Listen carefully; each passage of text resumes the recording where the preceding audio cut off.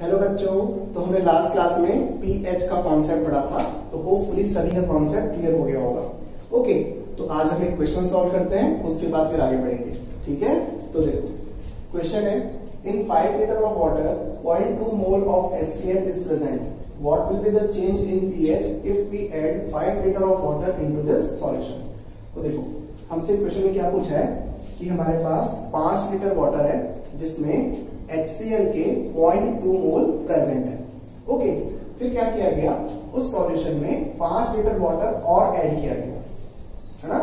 तो हमें ये बताना है कि सॉल्यूशन के पीएच में क्या चेंज आया।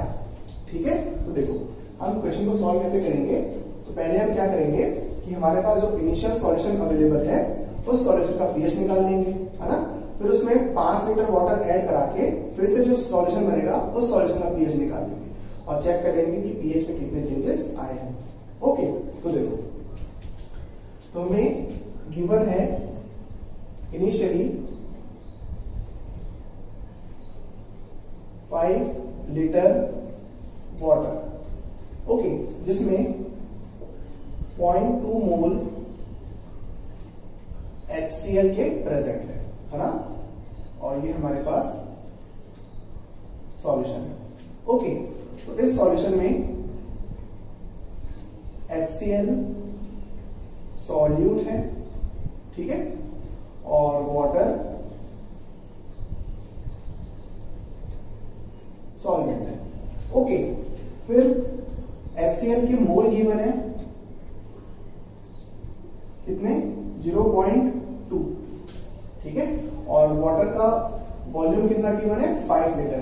तो यही वॉल्यूम सॉल्यूशन का भी होगा, ऑब्वियस सी बात है ना। यहां पर वॉल्यूम ऑफ सॉल्यूशन कितना हम लेंगे, 5 लीटर लेंगे। ओके, क्योंकि जितना वॉल्यूम वाटर का होगा उतना ही वॉल्यूम सॉल्यूशन का भी होगा। इट इज जस्ट लाइक हमने मान लो 2 लीटर वाटर लिया और 2 लीटर वाटर में शक्कर की 1-2 दाने डाल दिए, तो बताओ वाटर के वॉल्यूम में कोई चेंजेस आएंगे क्या, कोई चेंजेस नहीं आएंगे। ठीक है, चलिए अब देखो हमारे पास इस सॉल्यूशन में सॉल्यूट के मोल्स भी अवेलेबल है और सॉल्यूशन का वॉल्यूम भी अवेलेबल है। तो हम आसानी से इस सॉल्यूशन का मोलैरिटी फाइंड आउट कर सकते हैं, क्योंकि हमें इसकी रिक्वायरमेंट है, क्योंकि इसी से ही हम पीएच निकाल पाएंगे।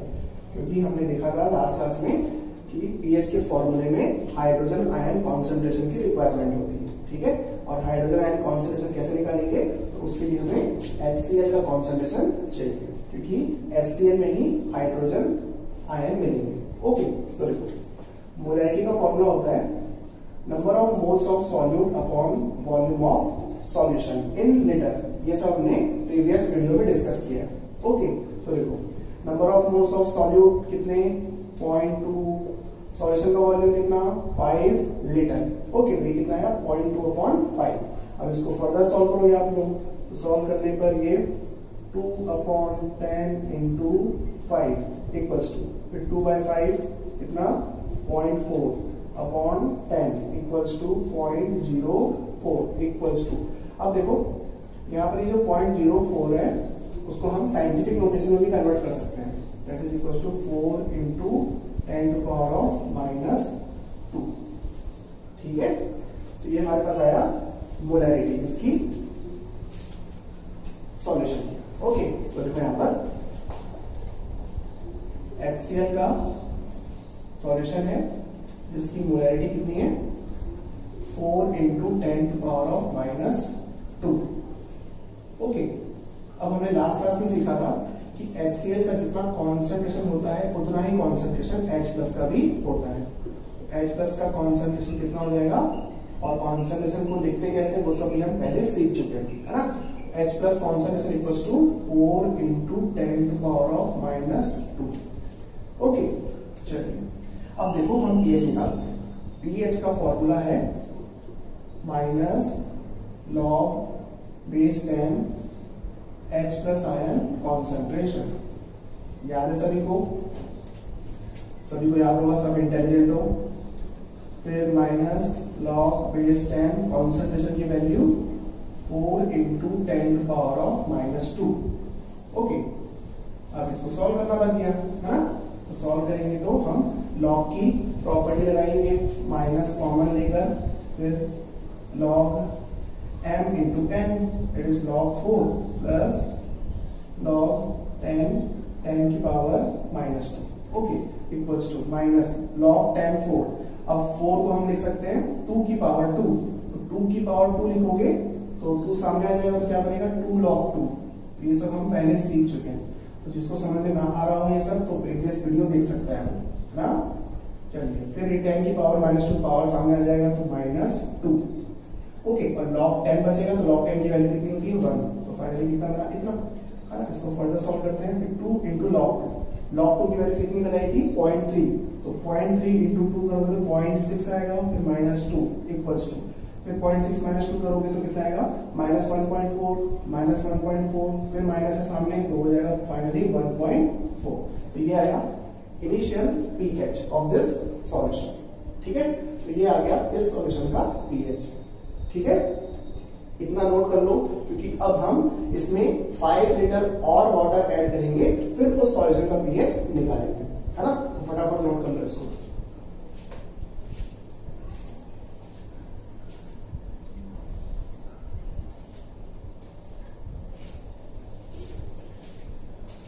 नोट कर लिए।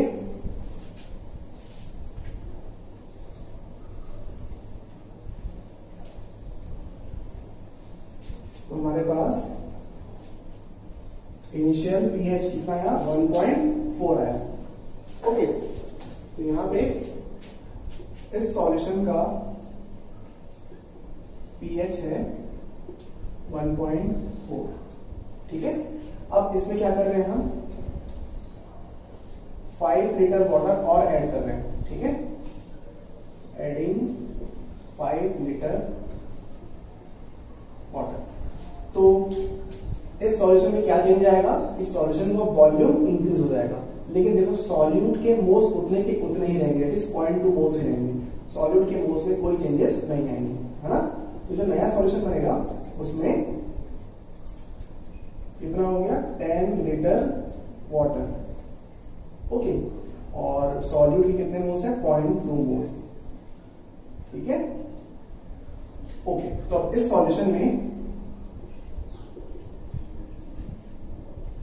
सॉल्यूट जो कि HCl है वो कितना है 0.2 मोल, है ना, और वॉल्यूम ऑफ सॉल्यूशन कितना हो गया 10 लीटर। तो हम क्या करेंगे अब इस सॉल्यूशन की मोलैरिटी निकालेंगे, तो molarity equals to number of moles that is 0.2 upon volume कितना हो गया 10, okay, equals to 0.2 upon 10 that is equals to 0.02, है ना। तो ये आ गया मोलैरिटी, है ना। अब देखो इस तरफ कैलकुलेशन कर लेते हैं इसकी pH की, ओके। तो देखो यहाँ पर HCl का सॉल्यूशन है जिसकी जो नई मोलैरिटी आई वो कितनी आई 0.02, ओके। तो HCl की मोलैरिटी कितनी है, तो H प्लस का कॉन्सेंट्रेशन और मोलैरिटी भी कितनी हो जाएगी 0.02, ठीक है। अब हम 0.02 को कैसे लिख सकते हैं, तो इसको इस तरीके से लिखा जा सकता है equal to 2 into 10 to power of -2, ठीक है। तो ये हमारे पास नई मोलैरिटी आई, है ना। अब क्या करेंगे, अब हम इसको फर्दर सॉल्व करेंगे pH निकालने के लिए, ठीक है। pH equals to negative log 10 H plus n concentration that is 2 into 10 to power of -2, okay. अब इसको सॉल्व करोगे तो फाइनली 2 माइनस log 2 आएगा, that is equals to 2 minus log 2 की वैल्यू 0.3 इक्वल्स टू 2 माइनस 0.3, तो 2 माइनस 0.3 तो कितना मिलता है 1.7, ओके। तो देखो नया pH कितना आया 1.7 आया, है ना। तो पहले कितना pH था 1.4 था, फाइनल pH कितना हो गया 1.7 हुआ, ठीक है। तो pH की वैल्यू क्या हुई इंक्रीज हुई, ठीक है। क्या करने पर सॉल्वेंट को ऐड करने पर, है ना। तो जब हम सॉल्वेंट ऐड करते हैं सॉल्यूशन में तो सॉल्यूशन को डाइल्यूट करते हैं, है ना। जैसे हमारे पास मान लो कि आधा ग्लास पानी है ना, तो आधे ग्लास पानी में हमने 1 चम्मच शक्कर डाल दी, ठीक है। फिर उसके बाद क्या किया हमने, उस पूरे ग्लास को भर दिया पानी से और उसमें एक्स्ट्रा पानी मिला दिया। तो बताओ जो मिठास है पानी की वो क्या हो जाएगी, कम हो जाएगी, क्योंकि कॉन्सेंट्रेशन क्या हो गया है, कम हो गया है, ठीक है। और हमने अल्टीमेटली सॉल्यूशन को क्या किया, डाइल्यूट किया, है ना। तो जब हम सॉल्यूशन में बाहर से सॉल्वेंट मिलाते हैं तो सॉल्यूशन को क्या करते हैं, हम डाइल्यूट करते हैं, इसको बोलते हैं डाइल्यूशन का प्रोसेस, है ना। चलिए तो देखो हमने यहाँ पर क्या किया, कुल मिला के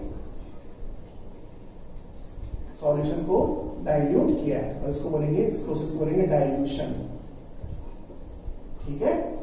चलिए तो डाइल्यूशन का मीनिंग क्लियर हो सभी को कि किसी सॉल्यूशन में सॉल्वेंट और एक्स्ट्रा ऐड करना, ठीक है। और डाइल्यूट सॉल्यूशन को डाइल्यूट करने पर पीएच में क्या फर्क पड़ता है कि पीएच की वैल्यू इंक्रीज हो जाती है, ओके। तो देखो यहाँ पर पीएच क्या हुआ है, इंक्रीज हुआ है ना। और कितना चेंज आया पीएच में, 1.4 से हो गया 1.7, दैट इज 0.3 वैल्यू का चेंज आया, ठीक है। तो ये हुआ इस क्वेश्चन का answer, that is pH increased by 0.3, ठीक है। चलिए नोट कर लो इसको फटाफट।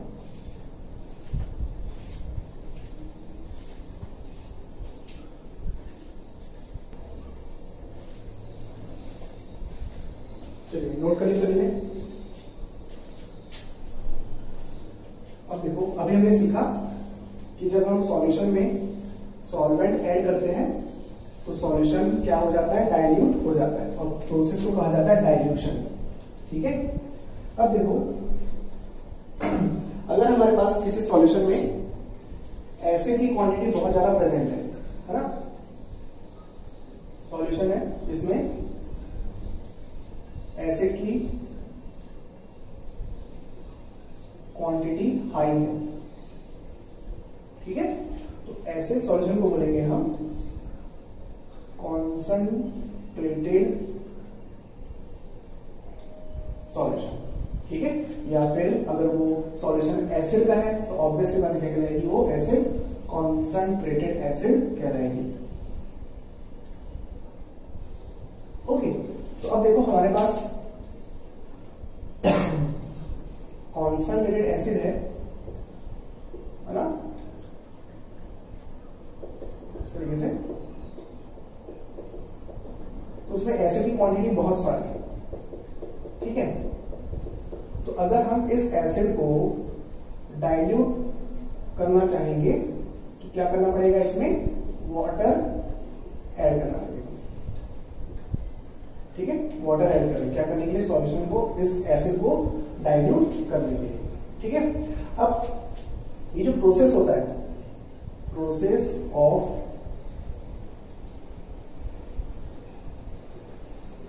डाइल्यूशन, वो प्रोसेस होता है एक्सोथर्मिक प्रोसेस, एक्सोथर्मिक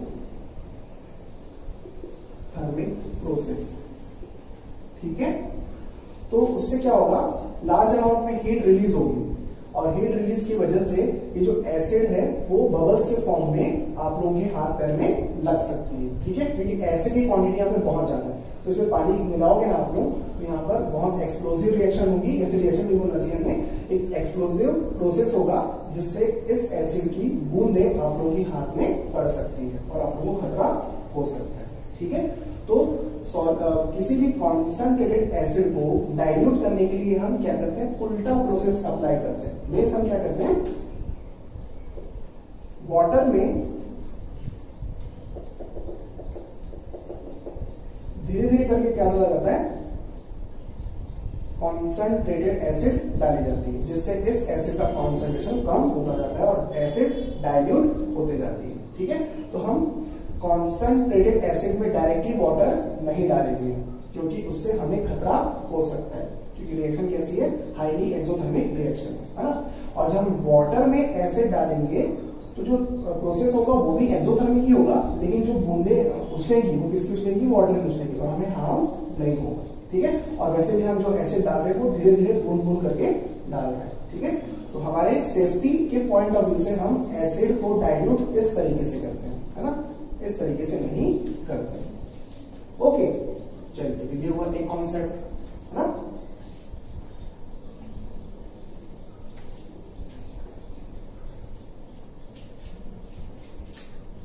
फिर किसी भी एसिड में वाटर ऐड करने पर मीन्स अगर हम एसिड को डाइल्यूट कर रहे हैं तो एसिड का कॉन्सेंट्रेशन कम होता जाता है और पीएच बढ़ता जाता है, ठीक है। वैसे ही अगर हम किसी बेसिक सॉल्यूशन में वाटर ऐड करेंगे मीन्स हम किसी बेस के सॉल्यूशन को डाइल्यूट कर रहे हैं तो उसमें भी OH माइनस आयन का कॉन्सेंट्रेशन कम होता जाएगा और जब OH माइनस आयन का कॉन्सेंट्रेशन कम होता जाएगा तो सॉल्यूशन का पीएच कम होता जाएगा, ठीक है। चलिए इस बात को ध्यान रखना, है ना। तो यहां तक हुआ कॉन्सेप्ट इसका एसिड बेस के पीएच का। ओके, अब देखो, अब हम डिस्कस करेंगे कॉन्सेप्ट ऑफ सॉल्ट, ठीक है। अब हम स्टार्ट कर रहे हैं कॉन्सेप्ट ऑफ सॉल्ट। तो देखो, सॉल्ट का मीनिंग क्या होता है उसको समझते हैं, है ना। सॉल्ट क्या होते हैं, ठीक है। तो सबसे पहले जो एकदम जनरलाइज्ड डेफिनेशन है तो उसकी बात करें तो जनरल डेफिनेशन की बात करें सॉल्ट के लिए तो सॉल्ट होते हैं neutralised product of acid and base, ठीक है। मीन्स जब एसिड और बेस के बीच में रिएक्शन होती है तो रिएक्शन होने पर वन ऑफ द प्रोडक्ट बनता है सॉल्ट, ठीक है। तो यहां पर एक प्रोडक्ट बनता है सॉल्ट और दूसरा प्रोडक्ट वाटर, प्रोवाइडेड ये एसिड और बेस क्या होने चाहिए,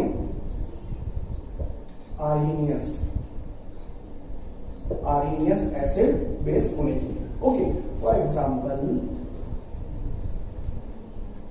when HCl is reacted with NaOH, ठीक है। और ऐसा भी कह सकते हैं HCl aqueous NaOH aqueous is reacted with each other resulting in the formation of NaCl plus H2O, ठीक है। तो यहां पर ये है एसिड, ये है बेस, ये है सॉल्ट और ये वाटर, ठीक है। तो sodium chloride is one of the example of salt, ठीक है। चलिए, तो पहले इतना लिखिए, फिर और हम डिस्कस करते हैं सॉल्ट के बारे में, है ना।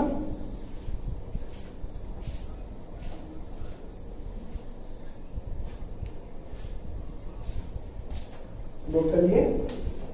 अब देखो और सीखते हैं अपन सॉल्ट के बारे में। अभी तो हमने जैसे स्टार्ट किया है ये टॉपिक, तो देखो अभी हमने देखा कि सोडियम क्लोराइड क्या है, one of the example of salt, है ना। तो सॉल्ट में देखो क्या क्या प्रेजेंट है, सोडियम प्रेजेंट है जो कि पॉजिटिवली चार्ज होता है, ठीक है, इसमें सॉल्ट में। और दूसरा क्या प्रेजेंट है, क्लोरीन। यहां पर क्लोरीन नेगेटिवली चार्ज है ना। तो एज अ होल सॉल्ट एक न्यूट्रल सब्सटेंस होता है जिसमें पॉजिटिवली चार्ज पार्टिकल्स और नेगेटिवली चार्ज पार्टिकल्स एक साथ कंबाइंड फॉर्म में प्रेजेंट रहते हैं, ठीक है। तो सॉल्ट में क्या प्रेजेंट है, पॉजिटिवली चार्ज आयन और नेगेटिवली चार्ज आयन। तो पॉजिटिवली चार्ज आयन को क्या बोलते हैं, कैटायन बोलते हैं, है ना। और नेगेटिव चार्ज आयन को बोलते हैं एनायन, ठीक है। तो यहीं पे एक कॉन्सेप्ट डेवलप होता है कि ऐसे कंपाउंड्स, ठीक है, तो सॉल्ट क्या है, कंपाउंड्स भी हैं, ओके। ऐसे कंपाउंड, ऐसे सब्सटेंस जिन सब्सटेंस में पॉजिटिवली चार्ज आयंस और नेगेटिवली चार्ज आयंस एक साथ कंबाइंड फॉर्म में प्रेजेंट होते हैं, तो उन कंपाउंड्स को आयोनिक कंपाउंड बोला जाता है। आयोनिक कंपाउंड, ठीक है। तो यहां से एक और डेफिनेशन बन रही है सॉल्ट की। Salts are such ionic compound, ionic substance which consist of positively charged ion that is cation and negatively charged ion that is anion। Okay, चलिए ये भी आप लोग डेफिनेशन में लिख सकते हो, है ना। चलिए अब और सीखिए इसके बारे में, है ना। तो सोडियम क्लोराइड में एक आयन था Na+ और दूसरा आयन Cl-। ओके, तो देखो Na+ आयन किससे आया था? देखो sodium chloride means salt, salt एक न्यूट्रलाइज्ड प्रोडक्ट है एसिड और बेस का। तो NaCl कौन सी एसिड और कौन से बेस से आया? ठीक है, तो देखो Na+ आया था NaOH से, ठीक है, जो कि एक बेस है। ओके, और Cl- आयन आया था HCl, जो कि एक एसिड है, ठीक है। तो देखो सॉल्ट का पॉजिटिव आयन किससे मिलता है? बेस से मिलता है। और सॉल्ट का नेगेटिव आयन किससे मिलता है? एसिड से मिलता है, ठीक है। तो देखो यहां पर इसको फिर से लिखता हूं मैं, ये सब नोट कर लेना आप लोग, है ना, बहुत जरूरी है आप लोगों के लिए। तो आप लोग की बेसिक कॉन्सेप्ट इससे क्लियर होंगे, है ना। तो देखो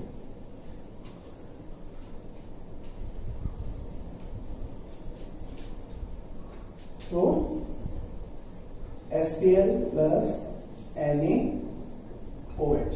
ओके, तो NaOH में Na+ और OH- और HCl में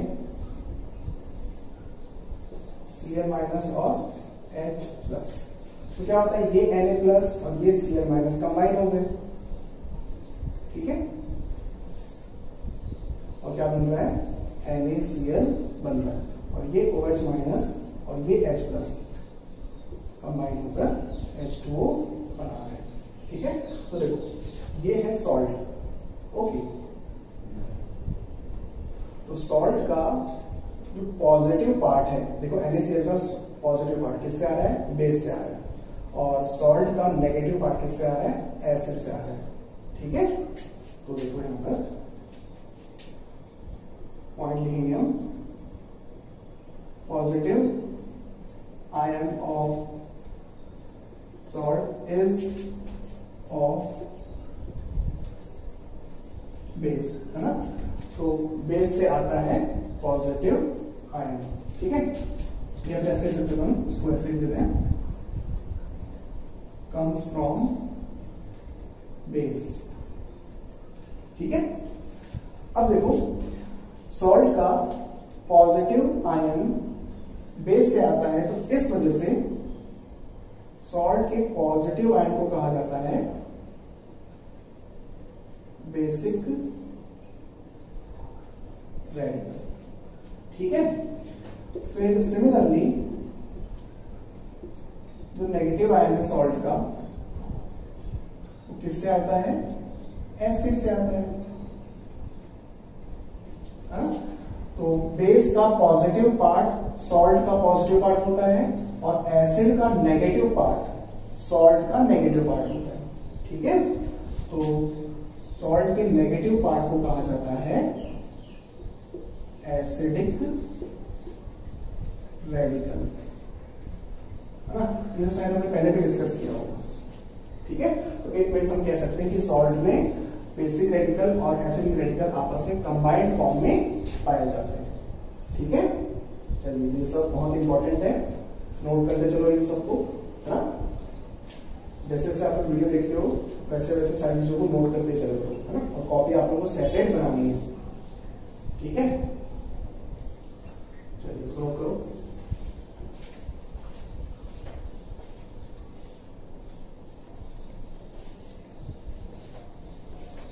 नोट कर लिए।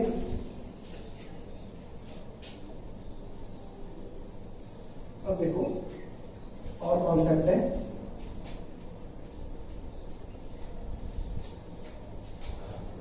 तो देखो अभी हमने एग्जांपल लिया सोडियम क्लोराइड।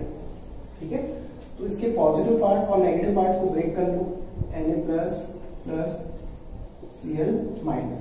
ठीक है, तो सॉल्ट का जो पॉजिटिव पार्ट होगा बेस का होगा। ठीक है, और उसका बेस कैसे बनाओगे आप लोग, तो जितना पॉजिटिव है उतना OH उसमें जोड़ दो तो उससे उसका बेस बन जाएगा।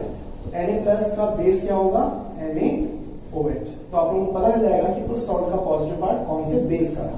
ठीक है, फिर यहाँ पे Cl है, Cl माइनस है जो कि नेगेटिव पार्ट है सॉल्ट का। तो सॉल्ट के नेगेटिव पार्ट में H प्लस ऐड कर लो। तो कितने H प्लस ऐड करोगे, जितना माइनस होगा, है ना। तो अभी फिलहाल एक ही माइनस है तो एक H प्लस ऐड करोगे तो यहाँ पर क्या बन जाएगा, HCl बन जाएगा। तो ये नेगेटिव आयन इस एसिड में है, ये हमें पता चल जाता है। ओके, अब देखो इसी कॉन्सेप्ट के बेसिस पर मुझे बताओ आप लोग कि K2SO4 पोटेशियम सल्फेट, है ना। तो K2SO4 जो कि एग्जांपल है सॉल्ट का, तो इस सॉल्ट में कौन सी एसिड और कौन सी बेस प्रेजेंट है, मींस ये सॉल्ट कौन सी एसिड और कौन से बेस से आया हुआ है ना, ये हमें पता करना है। तो हम क्या करेंगे, इसको पहले ब्रेक कर देंगे पॉजिटिव आयन और नेगेटिव आयन। ओके, तो देखो पॉजिटिव आयन क्या हो गए इसके, potassium ion, that is K plus ion. ठीक है, तो पोटेशियम का चार्ज कितना होता है, +1, तो उसको हम K प्लस लिखेंगे। ठीक है, फिर प्लस SO4, ये है नेगेटिव आयन, सल्फेट आयन, आप लोगों ने 9th क्लास में सब पढ़ रखा है। ठीक है, तो यहाँ पर SO4 2 माइनस। तो 9th क्लास में जो आप लोगों ने बेसिक पढ़े थे, मैंने आप लोगों को जो बेसिक बताए थे वो बहुत जरूरी है, आप लोगों को आना चाहिए, तभी आप लोगों के सारे कॉन्सेप्ट क्लियर हो गए। ओके, तो ये हमने सेपरेट कर लिए इस सॉल्ट के पॉजिटिव आयन और नेगेटिव आयन, कैटायन और एनायन। फिर मैंने क्या बताया कि अगर आप लोगों को पता करना है कौन सा बेस है, तो पॉजिटिव आयन में OH माइनस जोड़ दो। ठीक है, कितने OH माइनस, तो जितना पॉजिटिव है, तो एक पॉजिटिव है K पे, तो हम एक OH जोड़ेंगे, तो क्या बन जाएगा इसका बेस, KOH। ठीक है, फिर सल्फेट है SO4 है, उसमें 2 माइनस है, तो इसमें हमें क्या करना पड़ेगा, H प्लस जोड़ना पड़ेगा, कितना, 2। क्यों, क्योंकि इसमें 2 माइनस है, तो 2 H प्लस जोड़ेंगे तब जाके वो न्यूट्रलाइज होगा। तो इस पर्टिकुलर आयन की एसिड क्या है, H2SO4, that is sulphuric acid. सभी को क्लियर हुआ। ठीक है, फिर देखो एक बार एग्जांपल लेते हैं। Let's suppose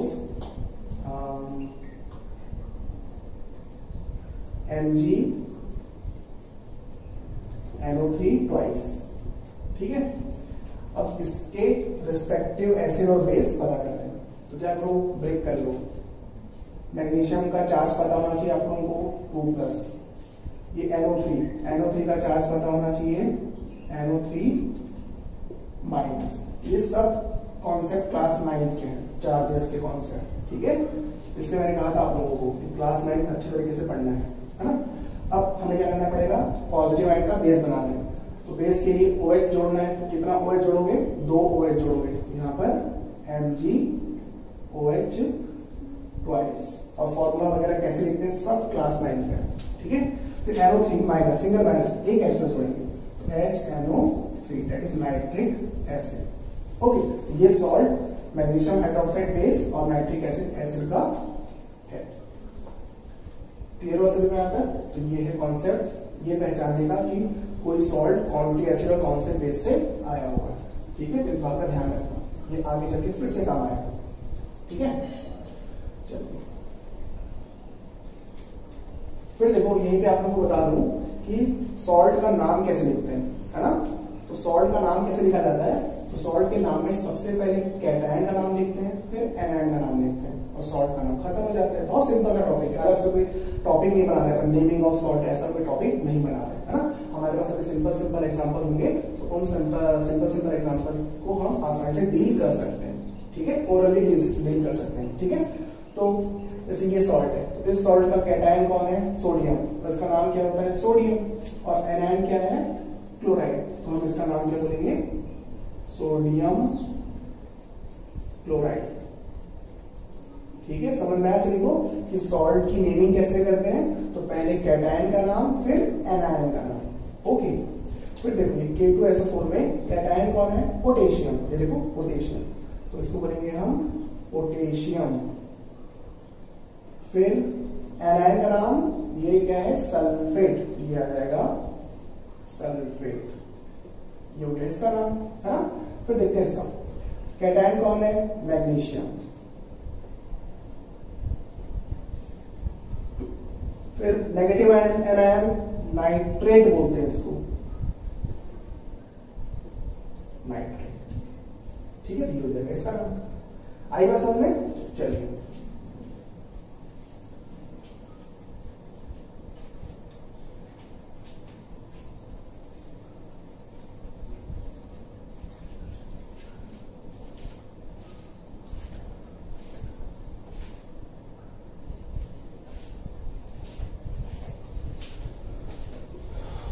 okay. तो देखो इसका नाम बताओ,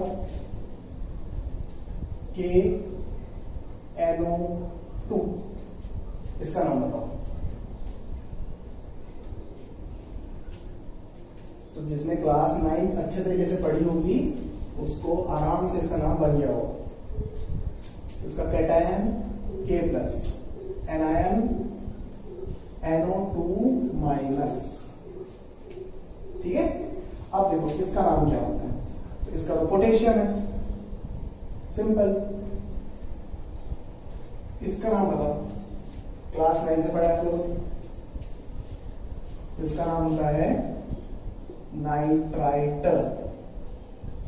NITRITE, नाइट्राइट। ओके, तो इस तरीके से इसका नाम क्या हो गया, पोटेशियम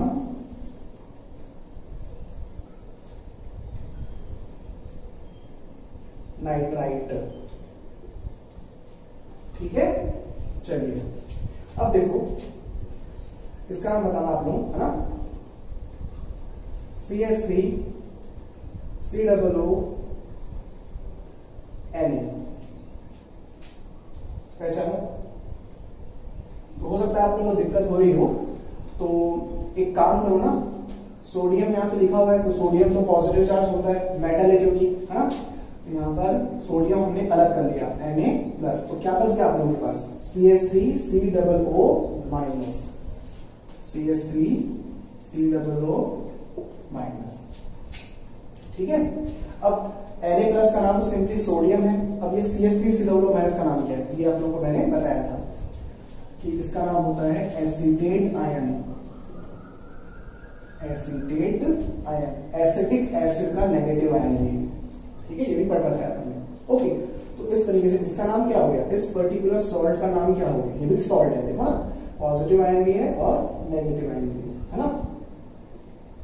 तो इसका नाम हो जाएगा name of cation that is sodium, then name of anion that is acetate, तो ये हो जाएगा सोडियम एसीटेट, ठीक है। चलिए अब देखो एक और, CuSO4, CuSO4, तो CuSO4 को ब्रेक करो, Cu2++ SO4 2-, सल्फेट SO4 में 2- और कॉपर पे 2+, ठीक है। अब देखो Cu2+ that is simply copper और SO4 2- दैट इज सल्फेट, ये क्या बन गया, कॉपर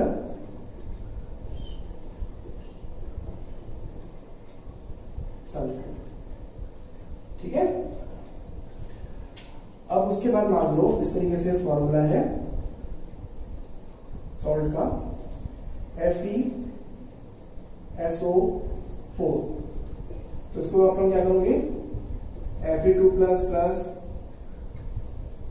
SO4 2-, इसका नाम कैसे लिखोगे, कि Fe2+, तो Fe2+ का नाम क्या होता है, फेरस, या फिर सिंपली हम इसको आयरन बोल सकते हैं, ठीक है। तो जब हम इसको फेरस बोलेंगे तो फेरस और SO4 का नाम सल्फेट, फेरस सल्फेट, ठीक है। फिर इसी को हम इस तरीके से लिख सकते हैं, इसका कॉमन नेम क्या है, आयरन, फिर ब्रैकेट लगाते हैं, फिर उस मेटल के आयन का चार्ज रोमन नंबर में लिखा जाता है, क्योंकि एक और तरीका होता है, इसको भी साथ में सीख लो, है ना। मैं आप लोगों को क्या बता रहा हूं, एक और तरीका बता रहा हूं जिसमें सॉल्ट का नाम कैसे लिखते हैं, तो पहले कैटायन का सिंपल नाम, उसके बाद फिर सिंपल ब्रैकेट के बाद उस कैटायन के चार्ज का रोमन वर्जन, ठीक है। तो इसमें कितना चार्ज है 2 प्लस, तो 2 को रोमन में कैसे लिखते हैं इस तरीके से आयरन 2, फिर आगे नेगेटिव आयन का नाम सल्फेट, ये हो जाएगा तरीका नाम लिखने, ठीक है। चलिए फिर देखो ये ऐसे लिखा हुआ है Fe2SO4 थ्राइस। अब इसको ब्रेक करो, तो ब्रेक करोगे तो आप लोग देखोगे कि यहां पर जो आयरन है उस पर 3 प्लस चार्ज है, क्योंकि इसका चार्ज यहां लिखा हुआ है ना। सब क्लास 9 का कॉन्सेप्ट है Fe3 प्लस। अब SO4 तो -2 चार्ज होता है, तो SO4 2 माइनस, ठीक है। अब देखो Fe3 प्लस क्या है फेरिक, तो इसका नाम क्या हो जाएगा फेरिक सल्फेट, फेरिक सल्फेट, ठीक है। फिर रोमन नंबर वाले फॉर्म में हम नाम कैसे लिखेंगे, तो यहां पर Fe मींस आयरन, फिर ब्रैकेट सिंपल ब्रैकेट, फिर चार्ज का रोमन वर्जन दैट इज 3, ये देखो आयरन 3, फिर सिंपली नेगेटिव आयन का नाम सल्फेट, आयरन 3 सल्फेट, ये एक और नाम हो जाएगा। आई बात समझ सभी को। चलिए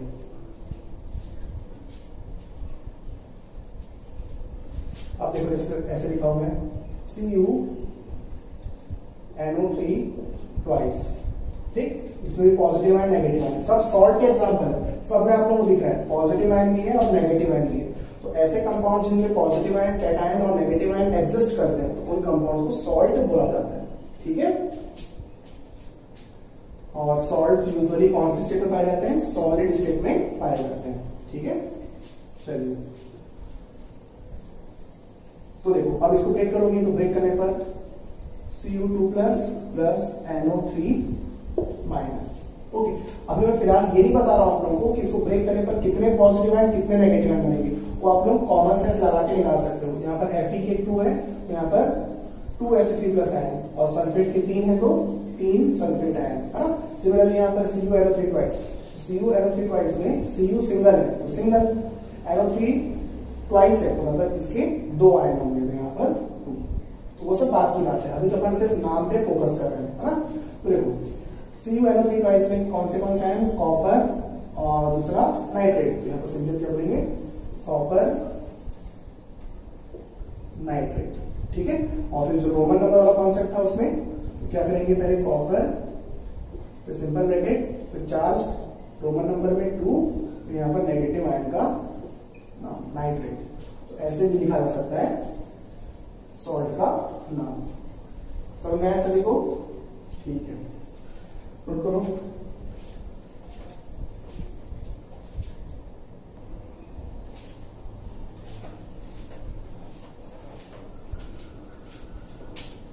अब एक और कॉन्सेप्ट देखो,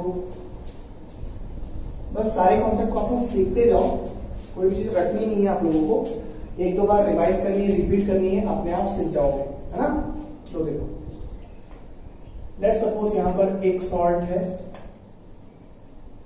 KCl, है ना, दूसरा NaCl, फिर अगला MgCl2, ठीक है, फिर यहां पर CaCl2, ठीक है, फिर CuCl2 एटसेट्रा, ठीक है। फिर देखो यहां पर लिखा मैंने MgSO4, फिर लिखा K2SO4, फिर लिखा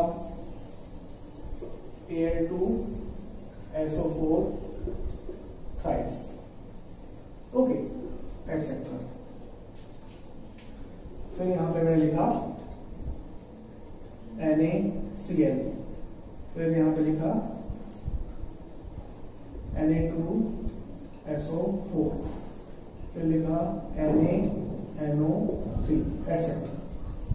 तो देखो यहां पर कुछ सॉल्ट की लिस्ट बनी हुई है, ठीक है। तो इस लिस्ट में सॉल्ट में क्या कॉमन दिख रहा है आप लोगों को,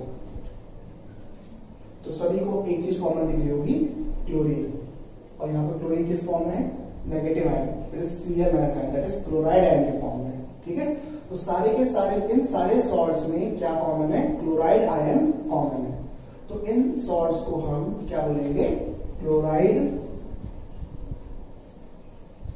फैमिली। ठीक है, मैं अभी आप लोगों को एक टॉपिक बता रहा हूं, family of salt. Family of salt छोटा सा टॉपिक है, फैमिली ऑफ सॉल्ट। जरा कॉम्प्लिकेटेड नहीं है, सिंपल सा टॉपिक है ना। तो जैसे कि ये एक फैमिली बन गई सॉल्ट की, तो उस फैमिली को हम क्या नाम देंगे, क्लोराइड फैमिली बोलेंगे, क्योंकि सारे सॉल्ट में एक चीज कॉमन है, क्लोराइड। तो जो कॉमन होगा उसकी फैमिली बन जाएगी, है ना। तो देखो जैसे यहाँ पर क्या कॉमन है, MgSO4, SO4, K2SO4, SO4, Al2SO4, SO4, SO4 common है, और SO4 क्या कहलाता है, सल्फेट कहलाता है। तो ये तीनों सॉल्ट कौन सी फैमिली से बिलोंग करेंगे, सल्फेट फैमिली से बिलोंग करेंगे। तो इसको क्या बोलेंगे अपन, सल्फेट फैमिली। ओके, तो ऐसे क्वेश्चन आ सकते हैं आप लोगों के लिए कि 3-4 सॉल्ट दिए हुए हैं और उन सॉल्ट्स को एक फैमिली डिजाइन करनी है या फिर असाइन करनी है ना। तो जैसे कि मान लीजिए 3 सॉल्ट दिए हुए, इन तीनों सॉल्ट में कॉमन क्या दिख रहा है आप लोगों को, तो सोडियम क्लोराइड NaCl में Na, Na2SO4 में Na, है ना। तो तीनों में Na कॉमन दिख रहा है, ठीक।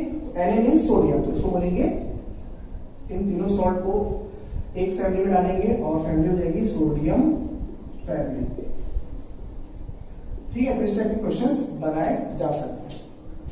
आई बात समझ सभी को, चलिए इसको नोट कर लो।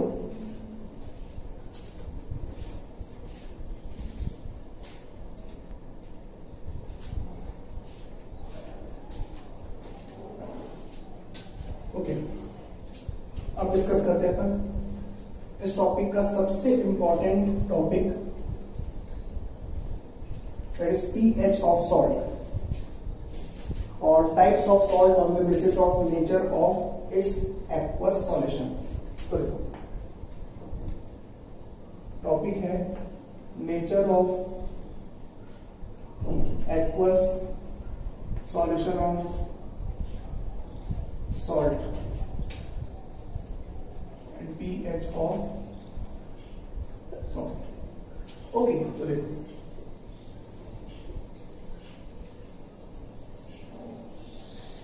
कॉन्सेप्ट है कि अगर हम सॉल्ट देखें, strong acid plus strong base का, आप लोगों ने स्ट्रॉन्ग एसिड और स्ट्रॉन्ग बेस के एग्जांपल पढ़ रखे हैं, ठीक है, सब कुछ डिस्कस किया हुआ है ना। तो ऐसे सॉल्ट के एक्वस सॉल्यूशन मींस उनको वाटर में डिसॉल्व करना है ना, तो सॉल्यूशन बन रहा है, उनका नेचर कैसा होगा, है ना। तो स्ट्रॉन्ग एसिड और स्ट्रॉन्ग बेस के सॉल्ट का एक्वस सॉल्यूशन का नेचर होता है न्यूट्रल, ठीक है, मींस उनका pH एग्जैक्टली 7 के इक्वल होता है, ठीक है। अब देखो ये सब आप लोगों को आगे चल के और समझ में आएगा, अभी तो आप लोगों को फैक्ट बता रहा हूं आप लोगों में, है ना। एग्जाम्पल फर्स्ट ले लेते हैं,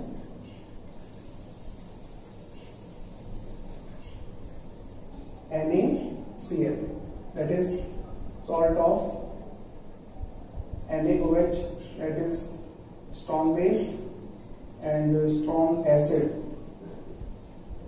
HCl, ठीक है। वैसे एग्जांपल लेते हैं KNO3, potassium nitrate, that is salt of strong base KOH and strong acid HNO3, strong base strong acid, ठीक है। ये कुछ एग्जांपल्स है, और भी एग्जांपल्स आप लोगों को मिलेंगे, है ना। तो अभी हम स्टार्ट कर रहे हैं टॉपिक को, तो कुछ एग्जांपल से समझते हुए स्टार्ट करते हैं, ठीक है। तो देखो कॉन्सेप्ट क्या था कि ऐसे सॉल्ट जो कि स्ट्रॉन्ग एसिड और स्ट्रॉन्ग बेस से मिलकर बने हुए होते हैं, उन सॉल्ट के एक्वस सॉल्यूशन का नेचर होता है न्यूट्रल, और न्यूट्रल नेचर होगा तो pH 7 के इक्वल होगा, ठीक है। चलिए था फर्स्ट, ओके। फिर देखो सेकेंड एग्जांपल लेते हैं, सॉल्ट ऑफ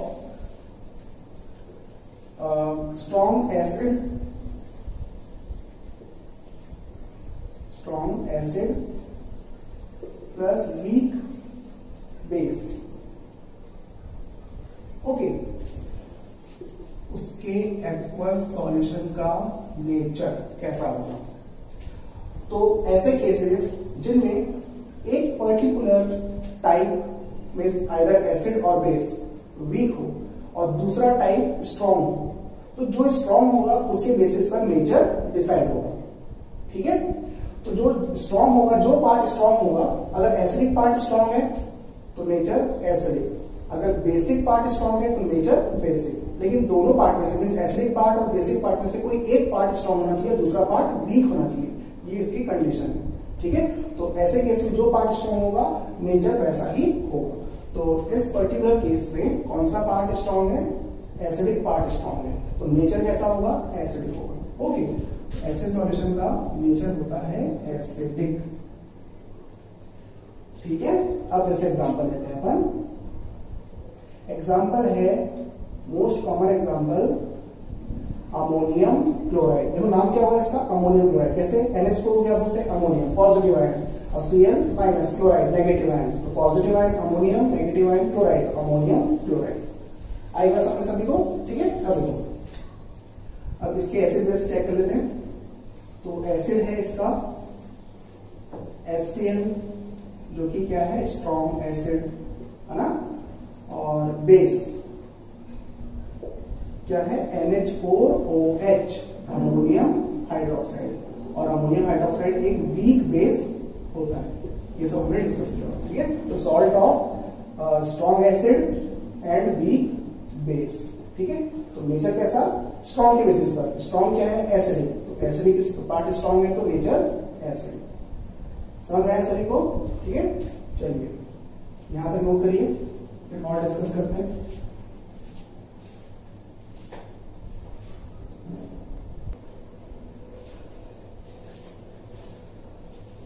हो गया सभी का? तो देखो यहाँ पे इस पर्टिकुलर केस में स्ट्रॉन्ग एसिड स्ट्रॉन्ग बेस वाले केस में सॉल्ट के एक्वा सॉल्यूशन का pH होगा 7, है ना। और ऐसे केस में जहां पे सॉल्ट में एसिडिक पार्ट स्ट्रॉन्ग है और बेसिक पार्ट वीक है, तो ऐसे सॉल्ट के एक्वस सॉल्यूशन का pH कैसा होगा? Less than 7। कितना होगा वो सब आप लोग क्लास 11 में पढ़ोगे, उसके फॉर्मूलेज वगैरह भी होते हैं। ठीक है, चलिए ये हो गए दो टाइप के salt.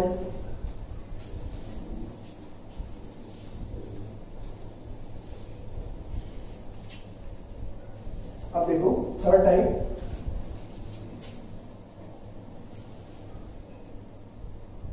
Salt of weak acid and strong base.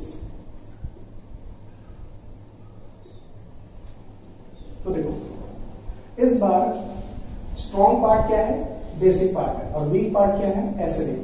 तो ऐसे सॉल्ट के एक्वस सॉल्यूशन का नेचर क्या होने वाला है?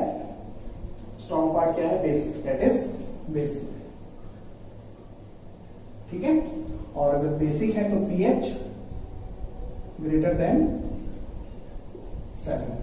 Okay, for example CH3 COO Na। देखो यहां पर सॉल्ट है, नाम बताया था सोडियम एसिटेट। इसमें NaOH जो कि स्ट्रॉन्ग बेस है, और एसिटिक एसिड CH3COOH ये इसकी एसिड है, और जो कैसी एसिड है? Weak acid. ठीक है, फिर कुछ और एग्जांपल, Na2CO3 सोडियम कार्बोनेट। तो सोडियम कार्बोनेट में बेस है NaOH जो कि स्ट्रॉन्ग बेस है, और CO3, अब देखो CO3 आया तो CO3 मींस कार्बोनेट, तो कार्बोनेट होता है CO3 2-। अब इसकी एसिड बनाओगे तो 2H प्लस जोड़ोगे ना, 2 माइनस है तो 2H जोड़ोगे तो क्या हो जाएगा? H2CO3। तो H2CO3 इसका नाम बताया था कार्बोनिक एसिड, है ना। तो और कार्बोनिक एसिड होती है वीक एसिड। आएगा समझ सभी को, है ना। तो ये भी एग्जांपल है किसका, ऐसे सॉल्ट का जिसके एक्वस सॉल्यूशन का नेचर बेसिक होता है, सोडियम कार्बोनेट। ठीक है, वैसे ही अगर हम बात करें पोटेशियम कार्बोनेट K2CO3, तो ये भी ऐसे ही होगा, पोटेशियम KOH स्ट्रॉन्ग बेस और CO3 that is H2CO3 carbonic acid that is weak acid. सब लोग क्लियर हुआ है ना। फिर देखो for example KCN potassium cyanide, इसमें देखो पॉजिटिव पार्ट क्या है K प्लस और नेगेटिव पार्ट Cn माइनस, है ना। तो K प्लस मीन्स KOH और Cn माइनस का acid HCN, KOH strong base, HCN weak acid, hydrocyanic acid एक वीक एसिड होती है। ठीक है, तो ये भी एग्जांपल हुआ इस टाइप के सॉल्ट। सभी को क्लियर रहता है ना। चलिए फिर जैसे मान लो ऐसा है Na2S, इसको बोलते हैं सोडियम सल्फाइड, है ना। तो इसके पॉजिटिव एंड नेगेटिव आयन को देखोगे तो पॉजिटिव आयन है Na प्लस और नेगेटिव आयन देखो तो सल्फर पे कितना चला जाएगा 2 माइनस, तो S2 माइनस, और इसको क्या बोलते हैं सल्फाइड आयन बोलते हैं। तो इसका नाम क्या हो जाएगा सॉल्ट का, सोडियम सल्फाइड, है ना। अब देखो Na प्लस मीन्स NaOH और NaOH स्ट्रॉन्ग बेस। ठीक है, फिर H2 माइनस, H2 माइनस की एसिड बनाओगे तो क्या बनेगा H2S, और ये एसिड है हाइड्रोजन सल्फाइड, है ना। और हाइड्रोजन सल्फाइड भी एक वीक एसिड होती है, वीक एसिड। तो वीक एसिड स्ट्रॉन्ग बेस का सॉल्ट है। सभी को क्लियर हुआ। चलिए इसको नोट करो।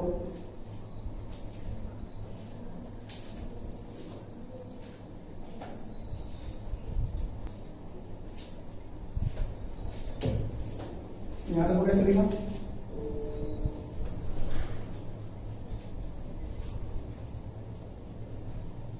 फिर देखो नंबर 4,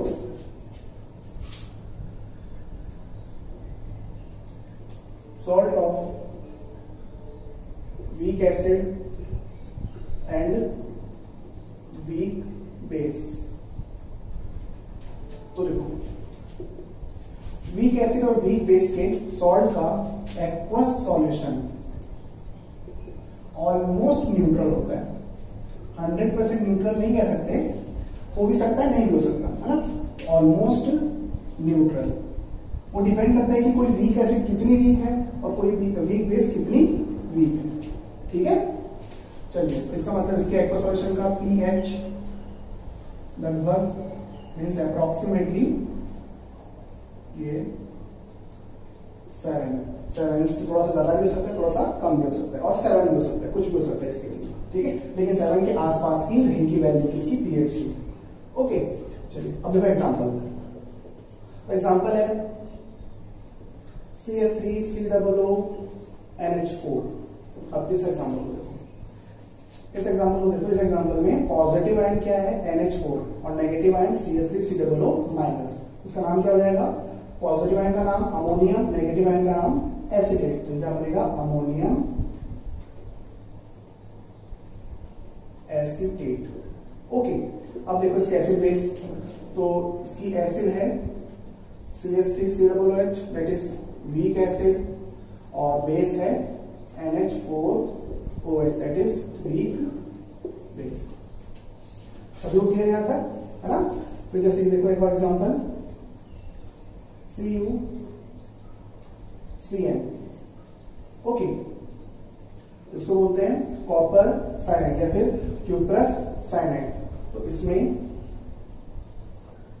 है CuOH क्यूप्रस हाइड्रोक्साइड, या फिर इसको अगर अपन ऐसे लिखें CuCN ट्वाइस, तो यहां पर Cu का बेस CuOH ट्वाइस और Cn that is HCN। Copper hydroxide एक वीक बेस होता है और हाइड्रोसाइनिक एसिड एक वीक एसिड होती है। आएगा समझ सभी को, ठीक है। देखिए कुछ एग्जांपल्स है वीक एसिड और वीक बेस के सॉल्ट का, ओके। और जिसके एक्वा सॉल्यूशन का नेचर ऑलमोस्ट न्यूट्रल और पीएच अप्रोक्सीमेटली 7। क्लियर सभी को? यहाँ तक यहाँ पे नोट कर लो। ये बहुत इंपॉर्टेंट टॉपिक है, इससे रिलेटेड क्वेश्चंस आते ही हैं, है ना। ऑब्जेक्टिव क्वेश्चन तो बनते ही हैं और सब्जेक्टिव भी बनते हैं, ठीक है। चलिए तो ये हुआ एक टॉपिक। अब देखो आप लोगों ने काला नमक सुना होगा, काला नमक, ब्लैक सॉल्ट घर में यूज करते होंगे। उसमें स्मेल भी होती है, खुशबू भी होती है उसकी, है ना। उतनी ज्यादा अच्छी नहीं होती, किसी को अच्छी लगती, किसी को अच्छी नहीं लगती, है ना। और उसके पास कलर भी होता है, काले नमक के पास कलर भी होता है, ठीक है। थोड़ा सा डार्क ब्राउन टाइप का कलर होता है ना। तो जो काला नमक होता है, काला नमक, ठीक है, जिसको हिमालयन ब्लैक सॉल्ट भी कहा जाता है, ब्लैक सॉल्ट भी कहा जाता है ना। तो इसके जो कंपोनेंट्स हैं, मतलब इसमें क्या प्रेजेंट है, तो एक्चुअली काला नमक एक प्योर सब्सटेंस नहीं है।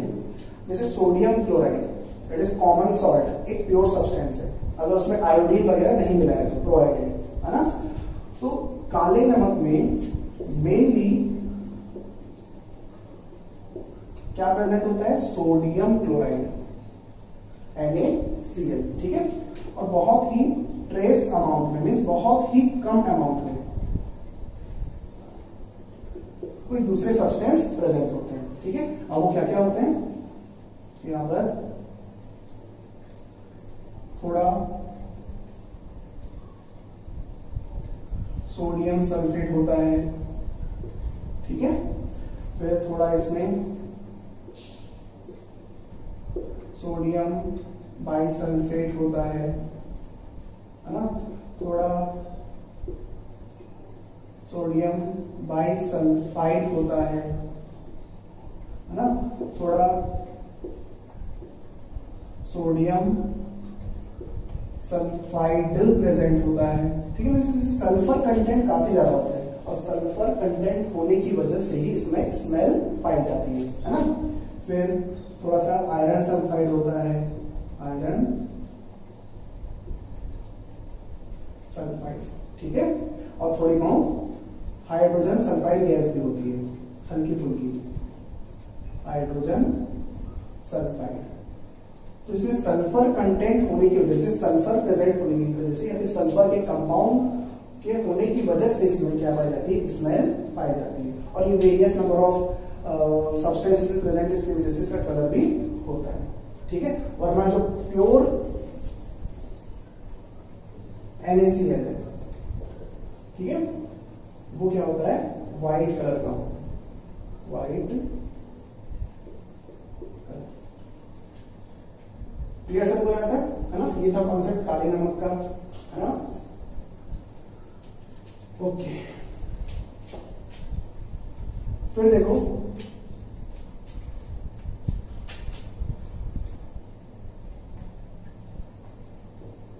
सॉल्ट मेनली एक तो है simple salt,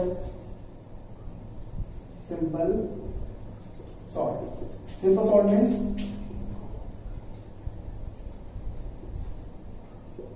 single cation and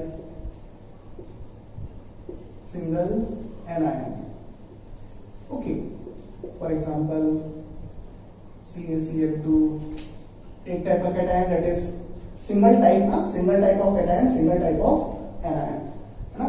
एक ही टाइप का कैटायन है और एक ही टाइप का एनायन है, कैल्शियम आयन और क्लोराइड आयन, ओके। फिर सोडियम क्लोराइड एक टाइप का कैटायन, एक टाइप का एनायन। तो ऐसे सॉल्ट को जो हम नॉर्मली पढ़ते हैं उनको बोला जाता है सिंपल सॉल्ट, ठीक है। फिर एक और बोलते हैं डबल सॉल्ट, डबल सॉल्ट। तो डबल सॉल्ट में यूजुअली एक से ज्यादा टाइप के कैटायंस प्रेजेंट होते हैं, है ना। तो more than one type of cation और एनायंस भी हो सकते हैं, ठीक है। For example K2SO4 dot Al2SO4 dot 24H2। तो ये एक एग्जांपल है इसका डबल सॉल्ट का। तो इसमें डबल सॉल्ट देखो ना, दो सॉल्ट एक साथ कंबाइंड है ना। तो डबल सॉल्ट मीन्स एक से ज्यादा सॉल्ट्स आपस में कंबाइंड फॉर्म में पाए जाते हैं ना। तो पोटेशियम सल्फेट और एल्यूमिनियम सल्फेट दो डिफरेंट सॉल्ट थे, वो एक साथ पाए जा रहे हैं, ठीक है। तो ऐसे सब्सटेंस को कहा जाता है डबल सॉल्ट। और इसमें दो टाइप के कैटायन है, पॉजिटिव पोटेशियम आयन और एल्यूमिनियम आयन, है ना। और ये किसका फॉर्मूला है? फिटकरी का। फिटकरी आप लोगों ने सुना होगा ना, फिटकरी, it is potash alum, simply alum. तो ये एग्जांपल है इसका डबल सॉल्ट का, ठीक है। फिर एक और टाइप के सॉल्ट होते हैं जिन्हें बोला जाता है कॉम्प्लेक्स सॉल्ट, कॉम्प्लेक्स सॉल्ट, ठीक है, जिनके फॉर्मूले इस तरीके से मेंशन होते हैं, जैसे K4 फिर स्क्वायर ब्रैकेट FeCN6। ओके, तो इस टाइप के सॉल्ट जिनको स्क्वायर ब्रैकेट के फॉर्म में लिखा जाता है और इनकी स्टडी ही एकदम डिफरेंट होती है। इन सब के बारे में आप लोग क्लास 12th में पढ़ो, ठीक है। तो अभी आप लोगों को एज अ जीके याद रहना चाहिए, जनरल नॉलेज आप लोगों को क्लियर रहनी चाहिए कि सॉल्ट के 3 टाइप होते हैं, simply simple salt, double salt और कॉम्प्लेक्स सॉल्ट। ओके, इनको भी नोट कर लो।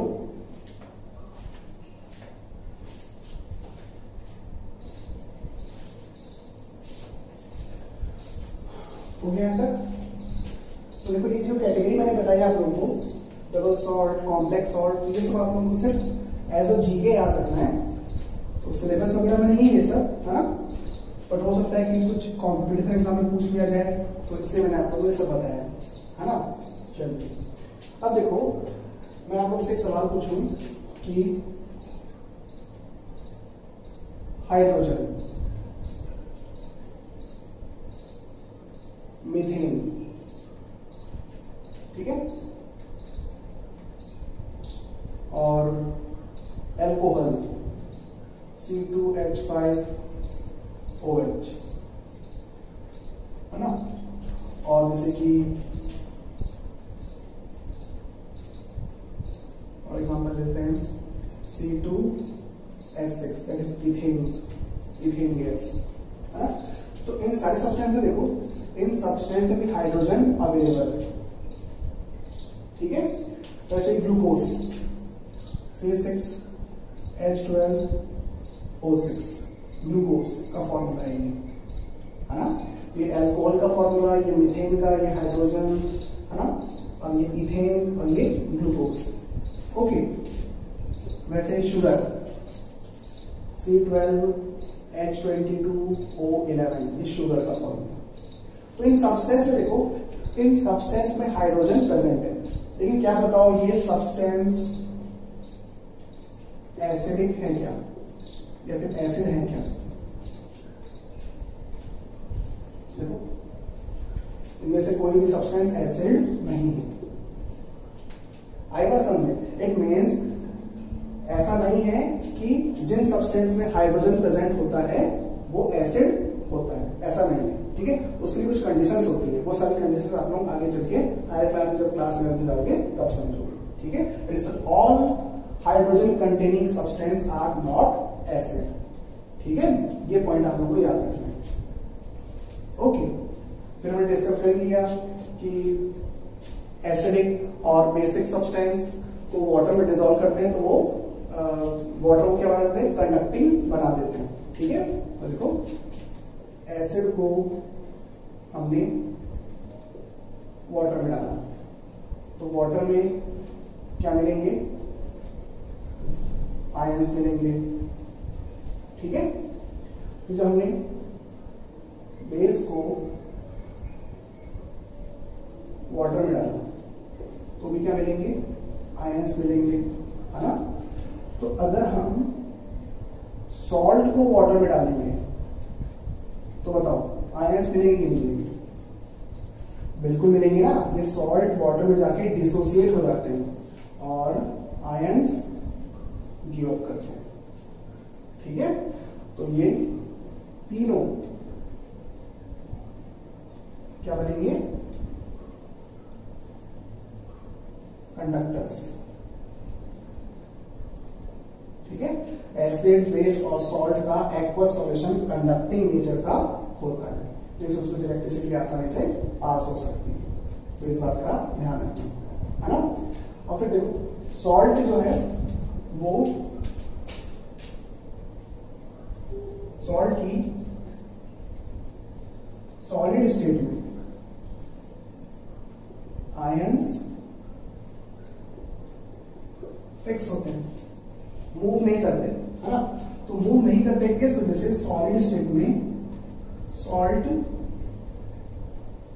बैड कंडक्टर है, मीन्स इलेक्ट्रिसिटी कंडक्ट नहीं हो पाती, है ना। ये कॉन्सेप्ट है, सॉल्ट की सॉलिड स्टेट में इलेक्ट्रिसिटी कंडक्ट नहीं होती, मीन्स बैड कंडक्टर है। क्यों? क्योंकि सॉलिड स्टेट में आयंस फिक्स होते हैं, मूवेबल नहीं होते, मूव नहीं करते, और इलेक्ट्रिसिटी के फ्लो के लिए चार्ज पार्टिकल का मूव होना जरूरी है। ठीक है, और इन एसिड, बेस और सॉल्ट के एक्वस सॉल्यूशन में आयंस फ्री टू मूव होते हैं, मींस आसानी से इधर उधर मूव कर सकते हैं। ठीक है, तो चार्ज पार्टिकल्स आसानी से मूव कर सकते हैं, इस वजह से वो कैसे होते हैं? कंडक्टिंग नेचर के होते हैं। ठीक है, तो इस बात को भी ध्यान रखना है आप लोगों को। ओके, तो आज हमने सॉल्ट के बारे में बहुत सारी बातें जानी। ठीक है, नेक्स्ट क्लास में और भी डिस्कस करेंगे अपन, है ना, और भी नए नए कॉन्सेप्ट्स सीखेंगे। ओके, तो आप लोगों को आज के टॉपिक पे बेस्ड और जो प्रीवियस हमने पढ़ा है उसके टॉपिक पे बेस्ड क्वेश्चंस होमवर्क के फॉर्म में मिल जाएंगे कोर एकेडमी की साइट में। ओके, तो बाकी सब हम नेक्स्ट क्लास में करेंगे। ठीक है, चलिए आज के लिए इतना।